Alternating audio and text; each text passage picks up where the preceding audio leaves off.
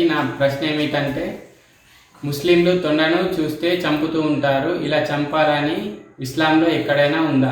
చాలా మంది సోదరులు ప్రశ్నిస్తున్నారు. ఆ ప్రశ్న ఏంటంటే ముస్లింలు తొండను ఎందుకు చంపుతారు, తొండను చంపడం ద్వారా ముస్లింలకు పుణ్యం ఉందని భావిస్తున్నారు అనేటటువంటి ప్రశ్న చాలా మంది ప్రశ్నిస్తున్నారు. అయితే సోదర మాసులారా, తొండను చంపడం విషయంలో చాలా అపోహలు ఈరోజు ముస్లిం సమాజంలోని కొంతమందిలో మనకు కనిపిస్తున్నాయి.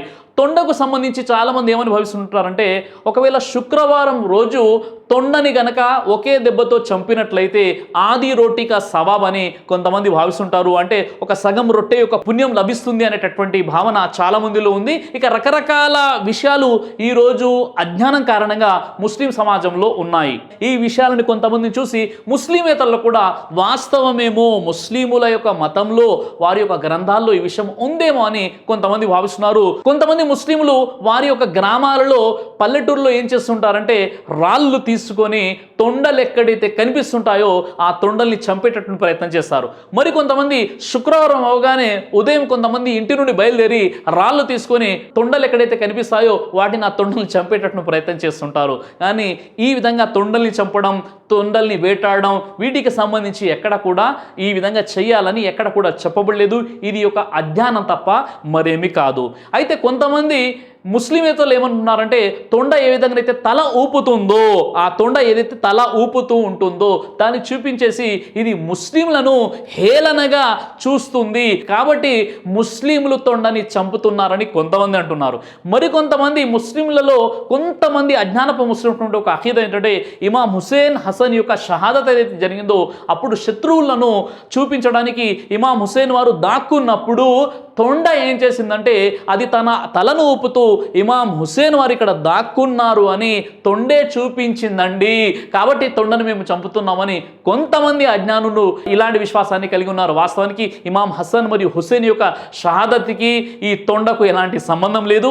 ఇక అలాగే శుక్రవారము రోజు తొండను చంపినట్లయితే మీకు ఈ పుణ్యం లభిస్తుందని హదీస్లో ఎక్కడ కూడా చెప్పబడలేదు. రెండు విషయాలు. ఇక మూడో విషయం ఏంటండి, తొండ ఏదైతే తలను ఊపుతుందో ఆ విషయాన్ని చూపించేసి ఇది ముస్లింలను హేళనగా, ఇది వక్రీకరిస్తుంది లేదా ముస్లింలను ఎక్కిరిస్తుంది అని చెప్పడం కూడా ఇది ఒక అజ్ఞానమే. దానికి తొండ ఎలా చేయడానికి ఈ విషయాలకు ఎలాంటి సంబంధం లేదు. ఇది ఒక కొంతమంది అజ్ఞానుల ద్వారా ఇది ఉనికిలోకి వచ్చినటువంటి విషయాలు తప్ప దీని పూర్వపరాల్లో ఎలాంటి వాస్తవం కూడా లేదు. అయితే హదీసుల్లో మాత్రం తొండను చంపండి లేదు, కానీ బల్లిని చంపడానికి అనుమతించడం జరిగింది. బల్లి అనేది ఒక విషపూరితమైనటువంటి జీవి. ఈ బల్లి గనక వంట పాత్రల్లో పడినా లేదా వంటగదిలో వంట చేసేటప్పుడు ఏదైనా ఒక వంటలో గనక బల్లి పడినట్లయితే అది విషంగా మారిపోతుంది. కాబట్టి ఆ బల్లిలో విషం ఉంటుంది. ఆ బల్లి ఏ పాత్రలో అయితే పడిపోతుందో అది విషంగా మారే అవకాశాలు ఉంటాయి. కాబట్టి బల్లిని చంపేటటువంటి అనుమతి అనేది ఇస్లాంలో మనకు కనిపిస్తుంది. సహీ బుఖారీ హదీస్ నంబర్ 3359లోని హజరత్ ఉమ్మే షరీక రదియల్లాహు అన్హా వారి ఉల్లేఖన ప్రకారంగా ప్రవక్త ముహమ్మద్ సల్లల్లాహు అలైహి వసల్లం వారు బల్లిని చంపండి అని ఆదేశించారు. సహీ ముస్లిం హదీస్ నంబర్ 2238 హజరత్ సాద్ బిన్ అబీ వక్కాస్ రదియల్లాహు అన్హు వారి ఉల్లేఖన ప్రకారంగా ప్రవక్త ముహమ్మద్ సల్లల్లాహు అలైహి వసల్లం వారు ఈ విధంగా తెలియజేశారు, బల్లి హానికరమైనది కాబట్టి బల్లిని మీరు చంపివేయండి అని ప్రవక్త ముహమ్మద్ సల్లల్లాహు అలైహి వసల్లం వారు తెలియజేశారు. సహీ ముస్లిం హదీస్ నంబర్ 2241 హజరత్ అబూ హురైరా రదియల్లాహు అన్హు వారి ఉల్లేఖన ప్రకారంగా ప్రవక్త తెలియజేశారు, ఎవరైతే హానికరమైనటువంటి బల్లిని చంపితే వారికి పుణ్యాలు కూడా లిఖించబడతాయని చెప్పారు. కాబట్టి బల్లి విషయంలో ఉంది ఈ పుణ్యాల ప్రస్తావన, కానీ తొండ విషయాల్లో ఎక్కడ కూడా మనకు కనిపించదు. అది కూడా బల్లి, ఏ బల్లి అయితే హానికరమైనటువంటిదో అది ఇంట్లో ఉండి అదేవిధంగా మనకు అభ్యంతరకరంగా, మనకు ఏదైనా ఆటంకంగా కనిపించి భయంగా మనకు ఉన్నట్లయితే అలాంటి బల్లిని చంపాలి తప్ప మనం పూర్తిగా బల్లిని చంపుకుంటూ తిరిగేటటువంటి అనుమతి కూడా ఎక్కడ మనకు కనిపించదు. కానీ తొండను చంపమని మాత్రం హదీసులో లేదు. ఏ విషయాలైతే మనం విన్నామో చాలా మంది కొంతమందిలో సరైనటువంటి ఇస్లాం యొక్క పరిజ్ఞానం లేని కారణంగా అజ్ఞానంతో వచ్చినటువంటి విషయాలు. కాబట్టి అల్లాహ్ సుబ్హానహు వ తఆలా మీకు నాకు మనందరికీ కూడా ఖురాన్ మరియు సహీ హదీసు గ్రంథాలని తెలుసుకొని వాటి ప్రకారం జీవితం గడిపేటటువంటి సద్బుద్ధిని ప్రసాదించుగాక. ఆమీన్ యా రబ్బుల్ ఆలమీన్.